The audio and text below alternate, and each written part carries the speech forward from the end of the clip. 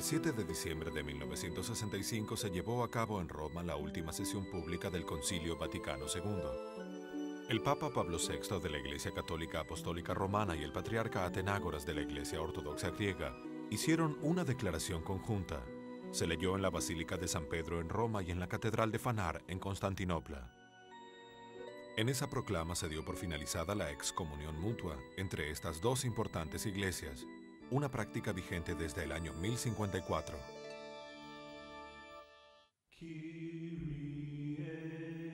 La unificación de la Iglesia fue el sueño de los cristianos durante muchos siglos.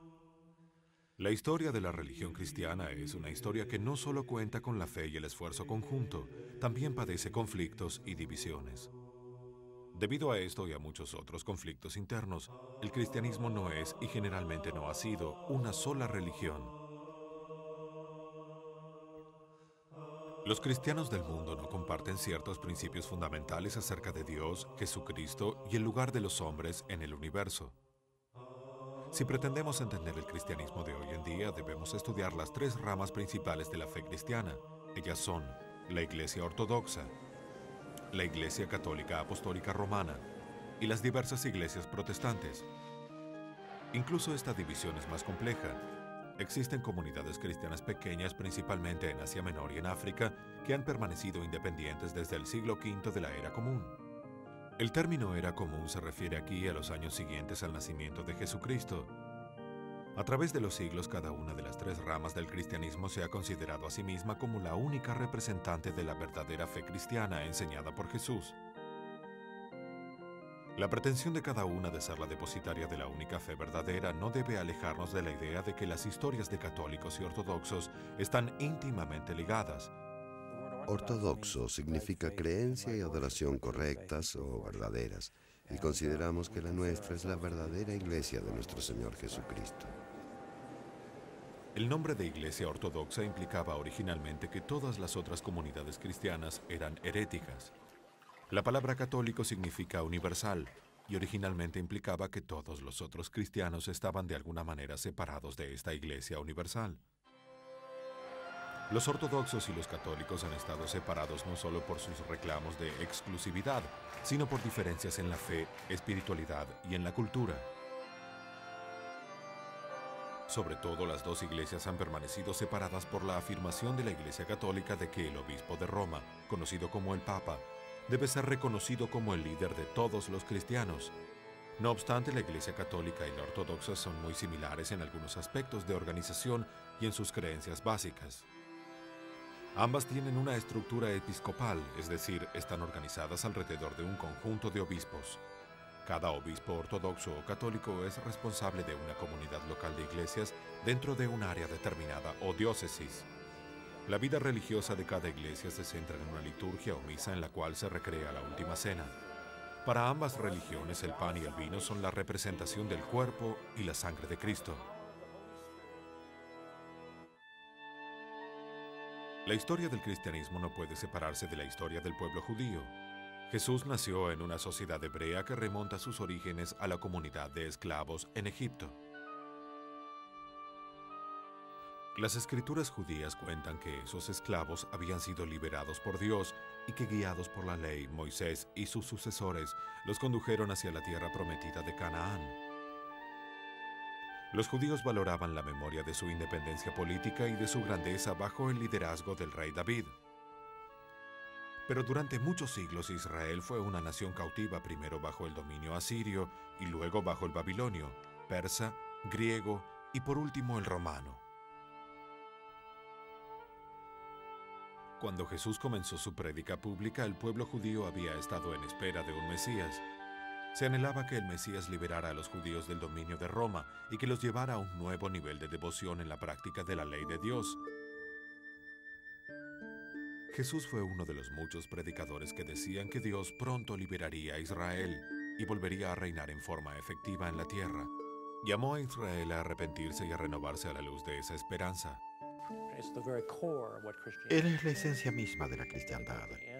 Jesús llegó un día al fin de su ministerio público tras todas las curaciones que realizó, con todas sus enseñanzas, su llegada a Jerusalén para la Pascua, sus últimas acciones, como la última cena, la institución de la Eucaristía, o sea, lo que conocemos como el Jueves Santo, y luego su arresto esa misma noche, el juicio y la tortura al día siguiente, su crucifixión, su muerte en la tarde del viernes, su descenso de la cruz antes de la puesta del sol, debido a que era contra la ley judía mantener cuerpos así colgados durante el día sagrado de la Pascua y el Sabbat.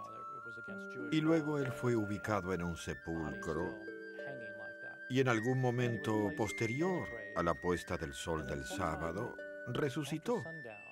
Por lo que el misterio pascual es una combinación maravillosa de la muerte y de la resurrección de Cristo. Esa es parte de la revelación de quién es Él y de la revelación de qué estamos llamados a ser. De hecho, la muerte de Jesús sería lo que ofrecería la esperanza a los muchos millones de seguidores que se han acercado a la fe durante aproximadamente 2000 años. Jesús fue crucificado aparentemente porque las autoridades romanas veían en su prédica una amenaza a la estabilidad pública. El cristianismo en sus comienzos era solo una más de las sectas que el judaísmo tenía en su seno, igual que la de los fariseos y la de los saduceos, entre otras. Fue Pablo, quizá alguien lo hizo antes que él, quien llevó la palabra cristiana a los gentiles,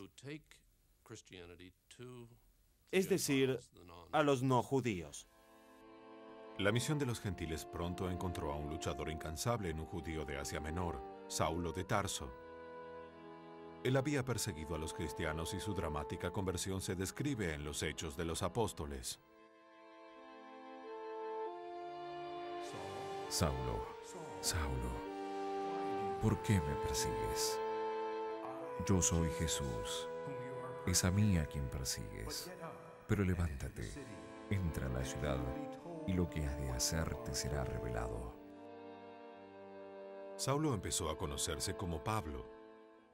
Por medio de sus incansables esfuerzos y de los muchos otros hombres y mujeres, la comunidad cristiana primitiva creció rápidamente en la región mediterránea. La iglesia incipiente se encontró pronto confrontada con su primer gran desafío. ¿Era necesario circuncidar a los gentiles conversos? La circuncisión simbolizaba para los judíos el antiguo pacto con su Dios y era parte central de la ley judía. Muchos miembros de la iglesia primitiva insistían en que todos los seguidores de Jesús debían obedecer completamente la ley judía con la que Jesús mismo había cumplido. Otros, Pablo especialmente, decían que la salvación se alcanzaba solo con la fe en Cristo. Según esta postura, los nuevos cristianos no estaban obligados a seguir la ley judía. En el año 49 de la Era Común, los apóstoles y los líderes de las iglesias se reunieron para resolver esa cuestión. Este encuentro se conoció como el Concilio de Jerusalén. La decisión que se tomó allí fue dada a conocer en forma de una carta abierta a los cristianos gentiles en Asia Menor. Los cristianos gentiles debían seguir un mínimo de preceptos básicos de la ley judía, pero no estaban obligados a circuncidarse. El Templo de Jerusalén había sido el centro de la vida judía, pero en el primer siglo de la Era Común hubo algunas rebeliones contra la autoridad romana. y en el año 70 los romanos destruyeron el templo. Esta pérdida terrible llevó a otra rebelión liderada por un judío mesiánico, Simón Bar Coqueba. En el año 135, el emperador romano Adriano ordenó que todos los judíos abandonasen la ciudad sagrada de Jerusalén, amenazando con la muerte a los que regresaran. Para muchos cristianos, este acontecimiento era una clara señal de que Dios había elegido transferir sus promesas a los seguidores de Cristo, a un nuevo Israel. La iglesia cristiana primitiva se volvió entonces más independiente de la cultura judía. Los cristianos desarrollaron una relación extraña y a veces tensa con el pueblo judío. Con el paso del tiempo acontecieron hechos trágicos en los que los